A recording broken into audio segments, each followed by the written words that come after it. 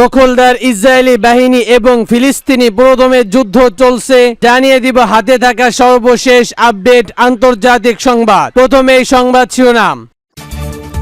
ইরানে কয়লা খনিতে বিস্ফোরণ, নিহত 28 জন। আরো জানিয়ে দিব লেবাননে ইসরায়েলে হামলায় নিহত বেড়ে 45 জন।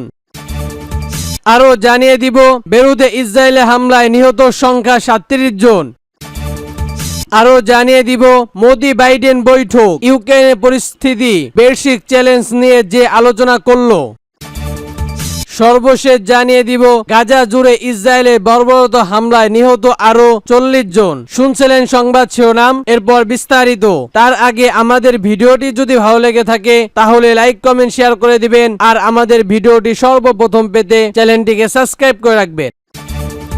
ইরানে কয়লা খনিতে বিস্ফোরণ, নিহত 28 জন। এবার শুনুন বিস্তারিত। ইরানের দক্ষিণ অঞ্চলে খোরাসান প্রদেশের একটি কয়লা খনিতে গ্যাস বিস্ফোরণের ঘটনা ঘটেছে। এতে অন্তত 28 জন নিহত হয়েছে, আহত হয়েছে আরো 17 জন। দেশটির রাষ্ট্রীয় সংবাদ মাধ্যম বর্বরতা দিয়ে এ তথ্য জানিয়েছে বার্তা সংস্থা রাইটার্স। প্রতিবেদনে বলা হয়েছে গ্যাস বিস্ফোরণের কারণে এই কয়লা খনিতে এখনো 24 জন আটকা পড়ে আছে। ইরানের রাষ্ট্রীয় টিভিতে বলা হয়েছে মজনুদ কোম্পানি পরিচালিত এই কয়লা খনির ব্ল্যাড বি এবং সিতে মিথের গ্যাস বিস্ফোরণ ঘটে। এর ফলে এই দুর্ঘটনা ঘটেছে। ইতিমধ্যেই আহত 17 জনকে স্থানীয় হাসপাতালে ভর্তি করা হয়েছে। কয়লা খনিতে বিস্ফোরণের সময় 59 জন কাজ করছিল।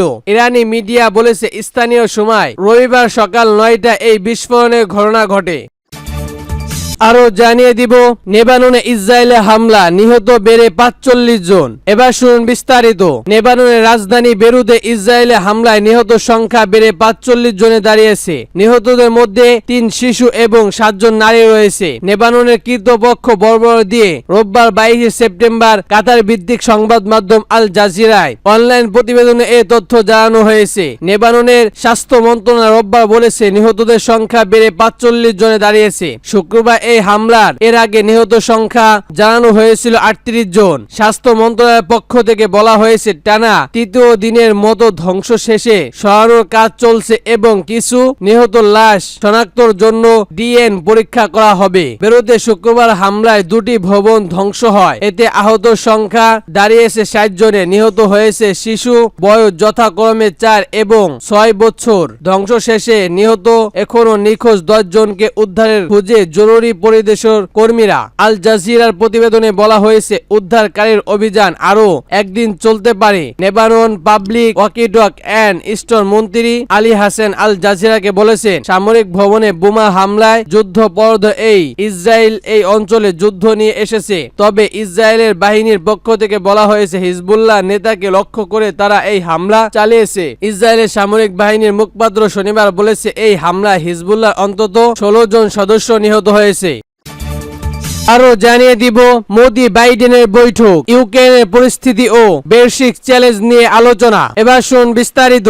ভারতের প্রধানমন্ত্রী নরেন্দ্র মোদি গত মাসে ইউক্রেন সফরে গিয়ে দেশটির প্রেসিডেন্ট ভ্লাদিমির জেলেনস্কির সঙ্গে বৈঠক করেছিলেন। মোদি এই ঐতিহাসিক সফর ও তার শান্তির বার্তা প্রশংসা করেছে যুক্তরাষ্ট্রের প্রেসিডেন্ট জো বাইডেন। গত রবিবার বাইডেন ও মোদির মধ্যকার বৈঠকে ভারতের প্রধানমন্ত্রী এই প্রশংসা করা হয়। এই সময় দুই নেতার মধ্যে বিধ্বংস ইউক্রেনের পরিস্থিতি সহ বৈঠকে চ্যালেঞ্জ নিয়ে আলোচনা করেন। ভারতের প্রধানমন্ত্রী মোদি 3 দিনের সফরে যুক্তরাষ্ট্রে গিয়েছেন। এর মধ্যে স্থানীয় সময় রোববার বিকেলে বাইডেন ডেয়ার্টের জাতীয় বাড়িতে তাদের এই বিধ্বংস বৈঠক হয়। বৈঠকে বিদ্যুৎ বিভিন্ন বিশেষ সময় পাশাপাশি আন্তর্জাতিক সংকটের নানা বিষয় উঠে আসে। পরে গণমাধ্যমে দিয়ে এক ফিডের ভারতের পররাষ্ট্রমন্ত্রী চিফ মিশর এই বিষয়ে বিবৃতি তুলে ধরেন। ইউক্রেনের সংগঠন নিয়ে প্রশ্নের জবাবে ব্লিংকেন প্রতিশ্রুতি বলেন সংঘাতের পর একাধিক ব্যক্তির সঙ্গে খুব গুরুত্বপূর্ণ আলোচনা চলছে। বৈঠকে যৌথ বিবৃতি অনুযায়ী আলোচনায় বাইডেনের ভারতের প্রধানমন্ত্রীকে বলেন ভারতের গুরুত্বপূর্ণ অবকাঠামো প্রতিশ্রুতি করতে বিশ্বব্যাপী সংগঠনের সংলাপ উদ্যোগকে সম্পূর্ণ করে যুক্তরাষ্ট্র। এর মধ্যে জাতিসংঘের নিরাপত্তা পরিষদ নরেন্দ্র মোদী স্থাপনা সদস্যদের বিষয়টি রয়েছে। যৌথ বিবৃতি অনুযায়ী বাইডেন বিশ্ব মঞ্চে ভারতের নেতৃত্ব ভূমিকার জন্য ভারতকে প্রশংসা করেছেন, বিশেষ করে জি G20 ও বৈঠকে দক্ষিণ ঘিরে মোদির নেতৃত্ব এবং একটি মুক্ত অবরোধ ও সৃষ্টি এশিয়া প্রশংসা মহানগরীর অঞ্চল নিশ্চিত করতে বাইডেনকে শক্তিশালী করার প্রতিশ্রুতি প্রশংসা করেছেন বাইডেন। বিবৃতিতে আরো বলা হয়, কোভিড-19 মহামারী বিশ্বব্যাপী প্রক্রিয়ায় সমর্থন করা থেকে শুরু করে বিশ্বজুড়ে সংঘাত বিধ্বংস পরিণত মোকাবেলা করার জন্য ভারতের সবচেয়ে গুরুত্বপূর্ণ চ্যালেঞ্জের সাধারণ যোগাযোগ প্রতিষ্ঠার অগ্রগতি রয়েছে। এছাড়া যৌথ বিবৃতিতে বলা হয়েছে, মোদি পোল্যান্ডের ও ইউক্রেনের ঐতিহাসিক সফরের জন্য বাইডেন প্রশংসা করেছে, যা ছিল কয়েক দশকের মধ্যে প্রথম কোন ভারতীয় প্রধানমন্ত্রীর সফর। এছাড়া মোদি গত জুলাই মাসে মস্কো এরপর গত মাসে কিয়েভের সফরে নিয়ে ওয়াশিংটন অব্যাহত করেছে। ব্যতিক্রম পরিশ্রমকে দুই নেতার মধ্যে রাশিয়া ইউক্রেন সংঘাত নিয়ে আলোচনার প্রেক্ষাপট ও ভারতের পক্ষ থেকে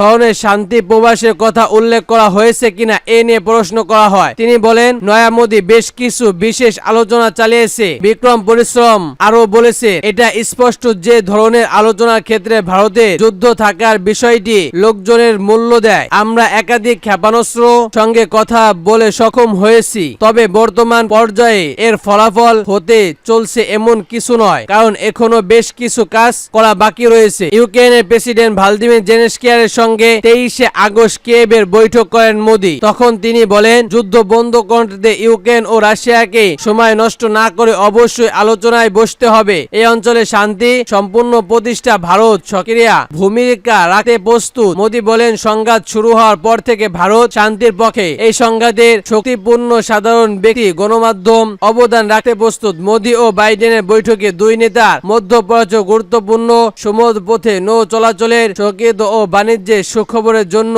তাদের সমর্থন পুনর্ব্যক্ত করেছে। তারা সেন্ডির পরিদর্শন, জ্বালানি এবং প্রতিরক্ষা ক্ষেত্রে ভারত মার্কিন সহযোগিতা আরো জোরদার করার উপর নিয়ে আলোচনা চলছে। এছাড়া দুই নেতার অন্তর্ভুক্ত নিরাপত্তা ও সম্প্রদায়ের ভবিষ্যৎ গড়ে তুলতে ঘনিষ্ঠ যুক্তরাষ্ট্র ভারত অংশীদার নিয়ে কথা বলছেন।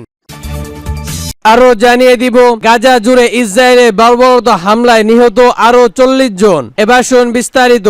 অবরুদ্ধ গাজায় উপত্যকার ইসরায়েলি বর্বরত হামলায় আরো 40 ফিলিস্তিনি নিহত হয়েছে। এতে উপত্যকারীতে নিহত সংখ্যা 41,431 জনে পৌঁছাইছে। এছাড়া গত বছর অক্টোবর থেকে চলা এই হামলায় আহত হয়েছে প্রায় 96,000 ফিলিস্তিনি। গাজায় স্বাস্থ্য মন্ত্রণালয় জানিয়েছে, গাজায় চলমান হামলার কমপক্ষে আরো 40 ফিলিস্তিনি নিহত হয়েছে। এতে এখন পর্যন্ত মোট মৃত্যুর সংখ্যা 41,431 জনে পৌঁছেছে। এতে এখন পর্যন্ত মোট মৃত্যুর এই হামলায় আহত হয়েছে 96,000 ব্যক্তি। মন্ত্রণালয় বলেছে, গত 24 ঘন্টা ইসরায়েলি বাহিনী আহত অগ্রসরের 40 জন, নিহত হয়েছে আরো 38 জন আহত হয়েছে। অনেক মানুষ এখনো ধ্বংসশেষের নিচে ও রাস্তায় আটকা পড়ে আছে, কারণ উদ্ধারকারীরা সেখানে তাদের পৌঁছাতে পারছেন না। ফিলিস্তিনের স্বাস্থ্য কর্তৃপক্ষ মনে করেন, গাজায় উপত্যকার জুড়ে ধ্বংস হওয়া বাড়ি ধ্বংসপূর্ণের নিচে এখনো 10,000-এর বেশি লোক নিখোঁজ রয়েছে। মূলত গাজায় অবিলম্বে যুদ্ধবিরতির দাবি জানিয়ে জাতিসংঘের নিরাপত্তা পরিষদ প্রস্তাব সত্ত্বেও